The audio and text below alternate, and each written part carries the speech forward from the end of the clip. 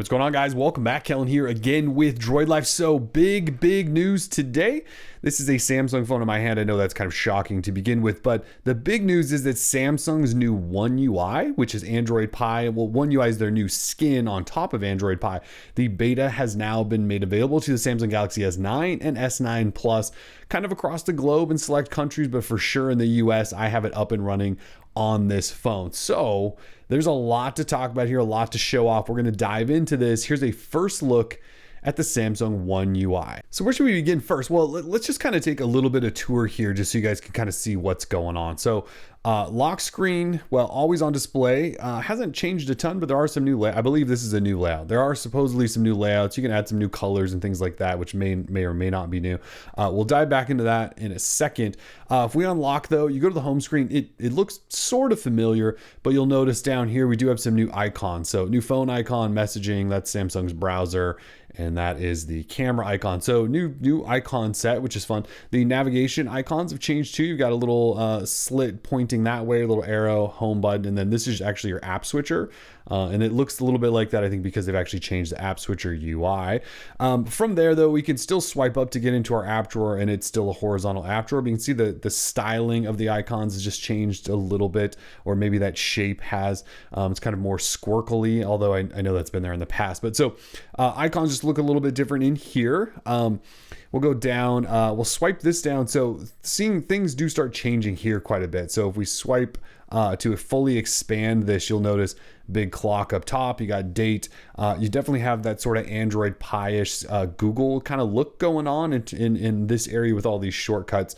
But so things, layout, I should say, has just kind of changed a little bit here. So much simpler look, possibly a new font, things like that. You'll definitely notice round corners. See down here at the bottom, you'll notice those round corners throughout. If we jump into the actual settings area, so this is one of the new stylings or ideas for this One UI from Samsung is when you open something up top, you kind of have this dedicated space that maybe tells you what's going on. And that's because they're pushing things down into this sort of easy reachable area. So now I can quickly with my thumb just reach to, connections or display or whatever, rather than it being all the way up there. So when you open something, that's what you'll find a lot is this kind of layout.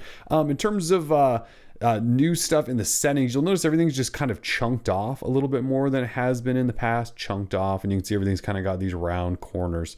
But that's sort of the style they're going with. This is sort of blocked off, and reorganizing everything has apparently been very important for Samsung in this. So you notice again in individual settings areas, everything's just kind of blocked off. So blue light filter, night mode, and screen mode are kind of in this one chunk because Samsung thinks those should be grouped together. So that's just kind of like the general idea of what they're going with here. But other things have changed too, right? So if I tap on the app switcher, you'll notice it now looks like this. It's a horizontal style, similar to iOS, which did this, I believe, first, and then Google with Android Pie. And we've seen, OnePlus adopt this and others have as well. So this is what it looks like. If you want to get rid of something, you swipe it up. You can tap on something to get into it. You can double tap twice, and that'll change your app. So that's kind of familiar, at least. But it certainly looks different in here. And you can scroll through and get into, whatever you want to get into.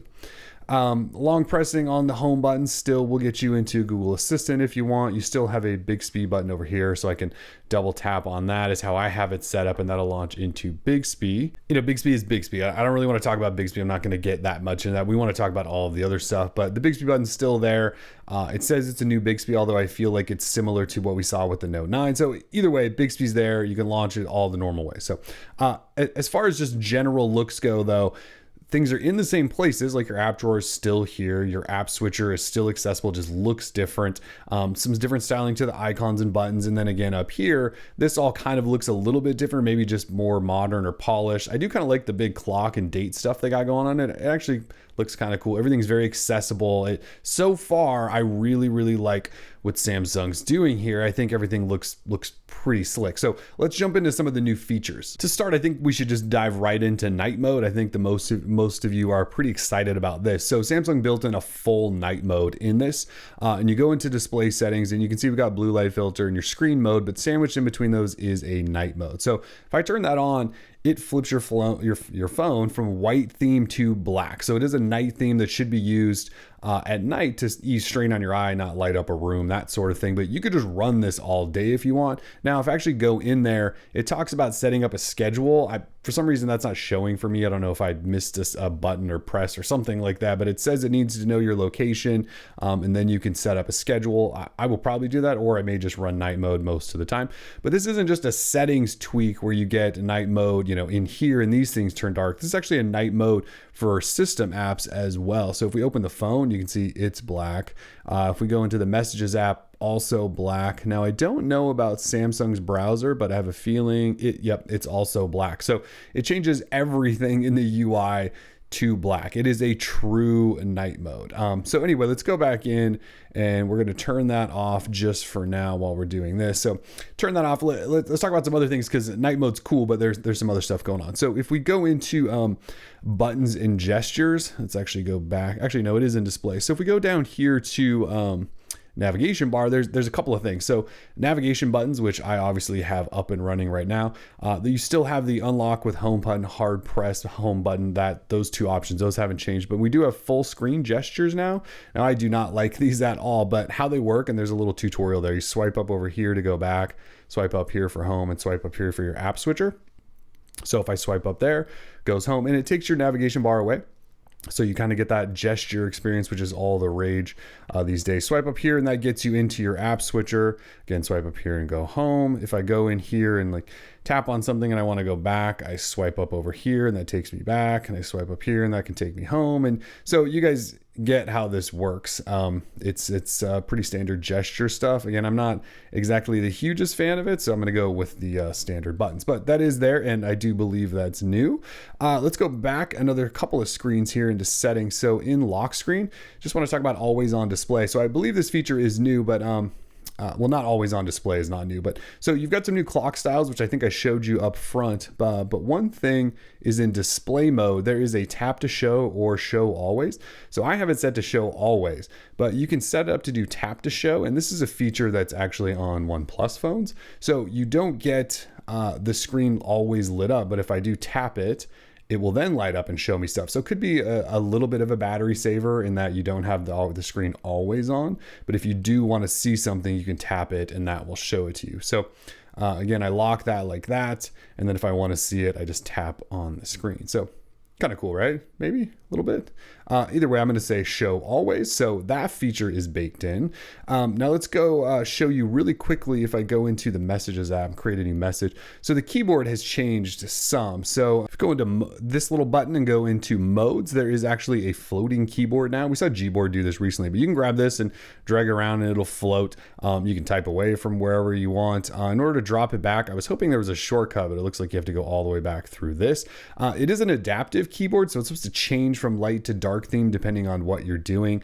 I don't really have a way to show you that, but the keyboard has been updated in order to do that, which is kind of cool. And then I also thought I'd show you in the camera. So if we double tap and go into camera, there is a new scene optimizer feature, which if you tap on this, we've seen this from companies like LG before. So I'll tap on this little question mark up here. So scene optimizer says automatically adjust the color settings of your pictures to match the subject matter.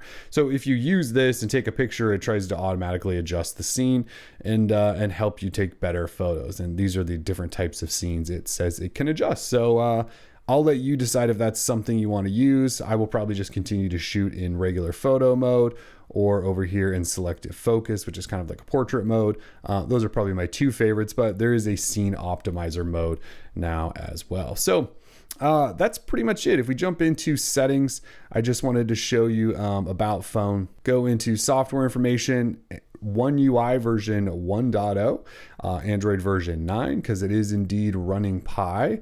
And this new beta is also, well, Samsung Experience version 10.0. So we're up to that, and it's One UI and the Experience. It's going to get confusing. And I believe this is November security patch. So anyways, this has just been kind of a quick look at the new look and some of the styling and new ideas going on here in Samsung's new One UI. I'm going to play with it some more. We'll get back to you, let you know if this is the greatest thing ever invented. So far, I actually think it's a great improvement over the last experience. So anyways, comments, questions, let us know. We'll have links below to help you get signed up for the beta if you are interested. Otherwise, we are Droid Life. Peace.